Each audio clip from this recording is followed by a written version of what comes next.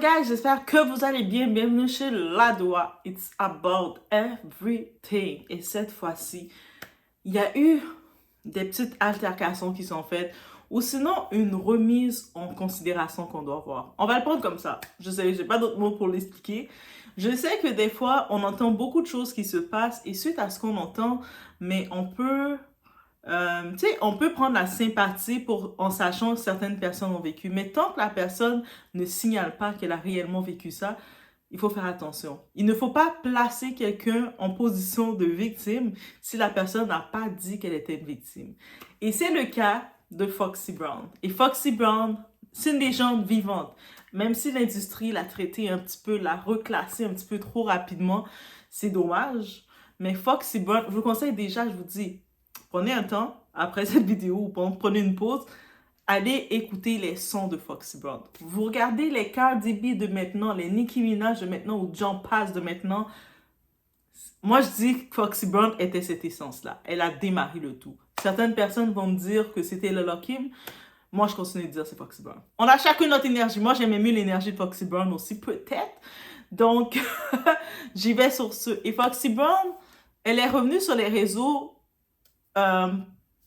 reprendre position, mais en tant que telle, sur ses propos. C'est ça que c'est un peu mélangeant parce que elle est venue prendre position, mais sur des propos que elle-même nous avait partagés. Que nous, avec ces propos qu'elle nous avait partagés. Bref, guys, on est chez Ladoa, ok? On regarde le tout, on décortique le tout. Ça va faire l'actualité, beaucoup vont en parler.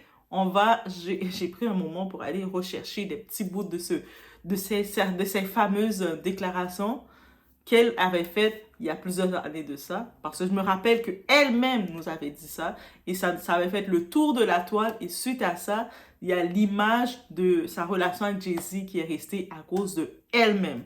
Mais l'Internet, comme je vous ai dit, vous pouvez vous en rendre compte, rien ne se perd. Tout reste dans les archives de l'Internet. On est chez Ladoa, it's about everything.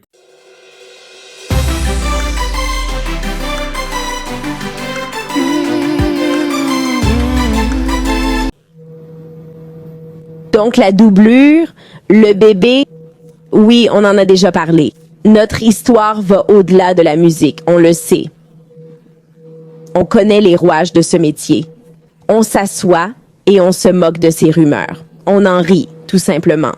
Je pense qu'il sent la pression à cause de mon âge. L'âge 15, 14 ans. Ça finit par peser sur quelqu'un. Le Chian que je connais ne sort jamais de son rôle. Ici, dans ce petit bout de cette entrevue que vous avez entendu, elle expliquait plutôt sa relation ambiguë avec Jay-Z qui était son mentor. Jay-Z, c'est son mentor et puis elle était sa petite protégée. Et justement, elle fait du hip-hop, c'est plus dans ses premiers artistes qu'il avait. Elle avait à l'époque 14-15 ans et même dans son âge, elle semble elle-même être un peu ambiguë. Elle semble un peu ambiguë de son âge. Est-ce qu'elle avait 14-15 ans? Mais dans ce petit bout d'entrevue, elle-même qui mentionne. C'est elle, c'est pas nous, c'est elle qui nous a dit, qui nous a parlé de la relation ambiguë. C'est elle-même aussi, vous savez l'histoire de STD, donc l'histoire d'une maladie transmissible qu'elle avait eue et que c'était Jay-Z qui lui avait donné. C'est elle qui est venue avec plein d'histoires comme ça. Nous, pour nous, on voyait juste Jay-Z, c'est ton mentor, et puis toi, t'es sa petite protégée, et puis il t'invite de temps en temps à venir performer avec lui. En tant que tel, moi, c'est comme ça que je le voyais, et puis j'étais comme, oh, il est trop bien, Jay-Z, tu sais, c'est un grand boss, c'est comme un grand frère. Et dans cette entrevue, elle nous a parlé de relations ambiguës et que lui, à cause des rumeurs concernant sa différence d'âge, concernant qu'elle avait 14-15 ans, pas seulement sa différence d'âge, il avait à l'époque 27 ans, elle avait 14-15 ans, et beaucoup de personnes commençaient à dire qu'il y a de quoi qui se passait entre eux parce qu'ils étaient très proches, et lui était mal à l'aise face à ça, mais il était mal à l'aise, mais pas plus mal à l'aise. Bref, vous avez entendu, ça c'est un bout. Par contre, j'ai pas trouvé l'autre intégralité. Si je la trouve, on va refaire une vidéo puis je vais la mettre, mais je l'ai pas trouvée. Où ce que elle était, mais ça c'est quelques années plus tard. Cette partie d'entrevue-là, c'est soft. Moi, je trouve que c'était tout doux. Elle parlait juste d'ambiguïté, mais en même temps, on le voit que, tu sais, elle camoufle qu'en vrai, ils se fréquentent ou quoi que ce soit, mais à l'époque, on sait, il y avait beaucoup de relations, la fille très jeune et puis l'homme un peu plus vieux dans sa vingtaine ou dans sa fin vingtaine. C'est, c'était son environnement. Mais il y avait une période que je sais pas si elle était un petit peu en dépression parce que il y avait une période qu'elle avait été en prison où il y avait eu dans son passé, il y avait beaucoup d'événements qu'elle avait eu. Il y a une période, elle avait vraiment tenu à exposer l'industrie, comment ils l'ont fait du mal. C'est elle-même qui nous partageait ça et puis on a pris de la sympathie pour elle. Et tu nous parles pour comprendre la sympathie pour toi et puis maintenant tu veux nous taper sur les doigts. Et là, une de nos collègues américaines que j'aime beaucoup, Tissatel, a reçu. Tissatel, elle a reçu le flame, là. Moi, j'aime bien Tissatel, guys. Donc, j'étais tellement j'ai fait comme, oh, tu t'attaques à Matissa. Donc, bref, j'en viens sur ce. Elle avait fait une partie d'entrevue. Elle parlait de plein de détails concernant de sa relation avec Jay-Z, comment il était. Elle-même, elle disait il a forcé à avoir des relations avec Jamie Foxx. Donc, un moment, Jamie Foxx et Jay-Z avaient été venus profiter d'elle. Et elle nous disait ces choses-là. Donc, nous, quand on recevait le tour, bien sûr, ça fait le tour des blogs. Bien sûr que c'est resté dans les mémoires des gens. Bien sûr que c'est resté dans les archives de l'Internet. Et bien sûr que quand on a vu, on sait qu'est-ce qui arrive justement avec Diddy, qui est un très bon ami de Jay-Z, beaucoup de personnes ont dit, mais lui aussi, Jay-Z, il est pas l'enfant de cœur, là. Il est pas le petit ange, là, qui était à côté de Diddy. Il est aussi dans ses trucs, lui et sa femme. On sait, récemment, le clan Carter, qu'est-ce qu'ils ont fait? Ils ont réagi. Comment ils ont réagi? Ils ont fait Piers Morgan. Ils ont pris leur avoir. Hey, lui là, Piers Morgan, là, il commence à dire ses commentaires, il commence à chauffer la tête des gens, nous exposer. Toi là, mets la banane dans ta bouche, on a de l'argent, on a du pouvoir là. Et Piers a fait, yo, m'excuse, man, m'excuse, mais coule pas. Et là maintenant, il y a un autre petit fait que j'ajoute en même temps. On a vu beaucoup de petits gestes. Déjà, la chanson de She Knows de J. Cole. J'en ai parlé dans une vidéo. Regardez mes vidéos. J'en ai parlé. Où ce que je vous ai mentionné concernant la chanson de J. Cole qui avait été écrite en 2013 qui exposait, par exemple, la mort de Michael Jackson, de Left Eye, de Telsey. Et aussi, j'ai vu une vidéo de Serge Giovanna, justement, qui est revenu sur la mort de Left Eye, justement. Ah, c'est une bonne chose, girl. Et justement, on parle beaucoup du décès d'Alia, mais Left Eye aussi, il y a eu quelque chose de bizarre. Et Left Eye était rendu dans un moment que Lisa Lopez, Left Eye, était celle de Telsey, était à un moment... Elle avait fait un séjour en Honduras, dans le côté un petit peu dans la presse des poches des jungles, dans la nature. Elle était vraiment sortie de Hollywood et puis elle était en mode qu'elle faisait un vlog, un dernier vlog. Si vous le trouvez, son documentaire qu'elle se filmait en mode like freelance, la caméra, et puis elle se promenait, puis elle se filmait, puis elle faisait en mode journal. Donc c'est son dernier projet qu'elle a fait, vous pouvez le trouver. Ben, si je le trouve, je vais vous dire aussi. Moi, je suis là, allez chercher. Mais ça existe. On cherche. La première personne qui le trouve, on envoie le lien, on fait ça. OK. Donc, il y a eu beaucoup de choses qui laissent entendre que elle en savait beaucoup. Ou elle commençait à exposer beaucoup de choses. On se rappelle que TLC, c'était un groupe qui était dans une ascension très puissante. Il prenait beaucoup de place. Malgré qu'ils s'étaient fait exploiter par leurs producteurs et tout, mais ils étaient très influents. Donc, et ils avaient leur propre image. Et puis, on sait qu'elle, surtout dans ce groupe-là, elle était très indépendante et très forte dans passer un message, même si ça ne plaisait pas aux gens. Et souvent, les gens essayaient de la traiter de folle quand ils ne comprenaient pas qu'est-ce qu'elle disait. Donc, ils ont parlé dans la chanson de J. Cole, juste pour vous dire pourquoi je vous parlais de Left Eye. Dans la chanson de J. Cole, il dénonçait ces 3 décès, Michael Jackson, Left Eye et Aaliyah. Et puis, il associait le Chinois à le clan Carter. Ça, c'est J. Cole. J. Cole 2013, qu'est-ce qu'il avait pris? Est-ce qu'il avait bu du Gatorade? Est-ce que c'était du soda? Dites-moi quelle boisson qu'il avait bu parce que qu'il est rentré au studio, qu'il a fait ça comme ça. Mais nous, ça prouve tellement qu'on a tous les faits, les détails, mais on ne comprend. On a besoin de temps pour assimiler. Et puis c'est de 2013 en 2024 qu'on a commencé à comprendre que la chanson était intense. Peut-être il a fallu l'événement de Didi. Et puis là, on s'est mis en mode de se rendre compte que ils n'étaient pas si Black Excellence que ça pour notre intérêt. Ça nous a fallu ce temps-là pour commencer à analyser les choses. Donc oui, la vérité est toujours là en surface. Mais c'est tellement, la vérité peut tellement être une pilule dure à avaler que ça prend du temps de bien avaler la vérité.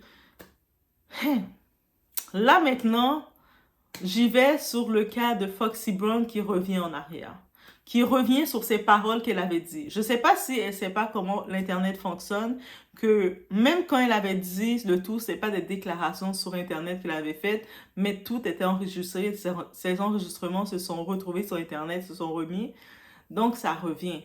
Nous, ça a été repris comme référence de ce qu'elle nous avait dit. Donc, je pense pas que les gens, ni que ce soit la collègue Tissatel ou d'autres blogueurs ou d'autres créateurs de contenu, d'autres youtubeurs, qui ont repris ses propos en se disant que elle, je suis sûre, elle a un témoignage, c'est par méchanceté, pour la mettre en case de victime. Mais j'ai le sentiment qu'elle a probablement eu une certaine pression. Combien d'argent qu'on l'a payé? J'ai mis un commentaire de quelqu'un en plus. Directement quand j'ai vu ça, j'ai dit « Ah! Les Carter l'ont payé. » Et puis, c'est pour ça que on a la crainte que Didi soit en liberté. Pour pas qu'il va, toutes les personnes, la liste des personnes qui vont témoigner contre lui, qu'il va les payer. Mais malheureusement, même si Didi est en dedans, il ne peut pas aller payer du monde, mais il a du monde qui peut le faire pour lui. Les Carter, ils sont de son côté. Ils vont le faire pour lui. Et donc, on voit déjà avec le cas de Talia Grave, une des personnes qui portait plainte, tout d'un coup, on entend des messages, des photos qui semblent, qui contredit sa plainte en tant que telle, qui vient de se lancer, d'apparaître. J'ai le sentiment à ce rythme-là, il y a de quoi qui se passe. Et là, en venant déjà se contredire, je me dis, soit elle a reçu un chèque, ou soit elle a reçu un... Si tu signes pas cette clause-là, d'arranger les choses, tu passes par la fenêtre au 26e étage. Il a déjà dit ça à Rihanna pour la faire signer son contrat. C'est Rihanna qui le disait même dans ses entrevues candidement. Ah, moi là, quand j'ai signé mon contrat, il était 3h du matin. Puis, moi j'aime bien Rihanna. J'aime trop oui. Mais c'est comme ça qu'elle était très candide quand elle disait. Puis, il était 3h du matin. Puis là, maintenant, il m'a dit, si tu signes pas le contrat, ben, tu passes par la fenêtre. Et puis, on était au 26e étage. Donc, j'avais le choc. Elle nous a dit comment les choses sont.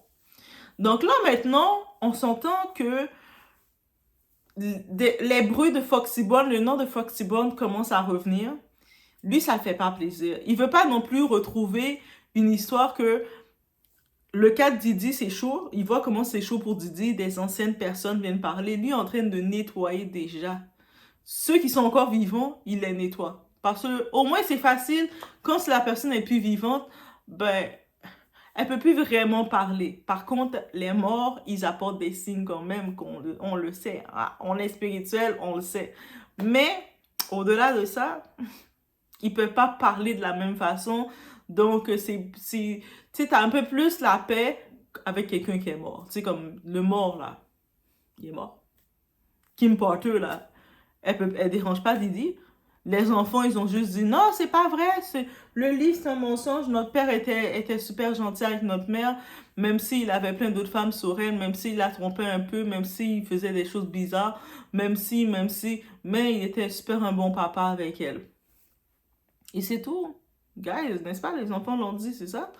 Donc, par contre, là, maintenant, Foxy Brown, elle devient, malgré elle, elle devient une source. Le monde commence à parler d'elle, commence à dire, yo, mais c'est vrai qu'elle nous avait dit que, en plus, elle nous l'avait dit, que sa relation avec lui, quand elle avait 14-15 ans, même si elle dit qu'elle était complètement consentante, qu'elle était complètement d'accord, qu'elle était contente d'être avec Jacob, man, Ovi, c'est l'homme de sa vie, elle a regardé, c'est son mentor, ils avaient une relation ambiguë, il n'y a pas vraiment de nom dans leur relation, c'est correct.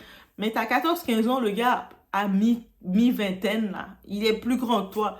De quelle relation tu parles? Fille, t'as 14 ans, même pas 15 ans.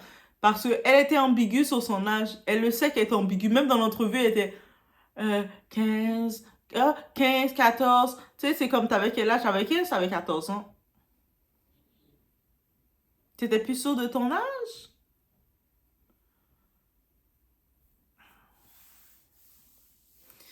Mais c'est ça. Mais comme que elle demande que si elle fait cette demande-là, c'est pour avoir la paix. C'est pas juste avoir la paix, c'est pour avoir la sécurité. Moi, c'est aussi simple que ça. Donc, c'est une demande que on peut le mettre complètement, savoir qu'il y a quelqu'un qui l'a dit, si on prononce encore ton nom, on essaie de t'associer encore à ça, toi là, fais en sorte que le monde ne prononce plus ton, t'associe plus, que t'as-tu des problèmes avec le boss? Oh non, non, non, j'ai pas de problème avec le boss, mais pourquoi on parle de toi? Là, maintenant, il est en train de s'attaquer aux gens. Arrêtez de parler de moi, là. Pourquoi vous dites que moi et Jay, on a des problèmes? Moi, c'est mon meilleur ami, là. On n'a pas de problème, là. Peace. Peace. Puis nous, on est là en train de regarder les clips qui passent. On est...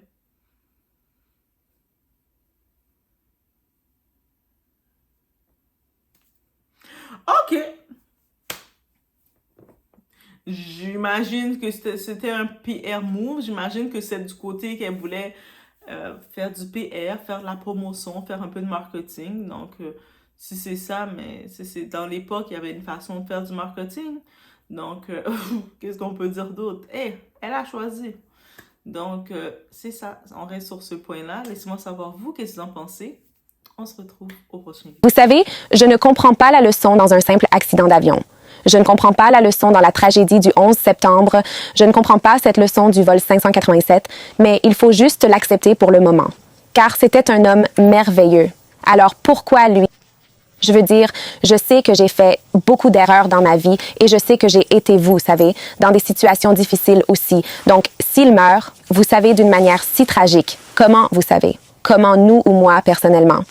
Donc, on apprend juste à vivre l'instant présent et vous. Je ne sais pas, ce n'est pas clair, je ne comprends pas la leçon, je ne comprends pas ce que Dieu veut nous apprendre de tout ça, parfois.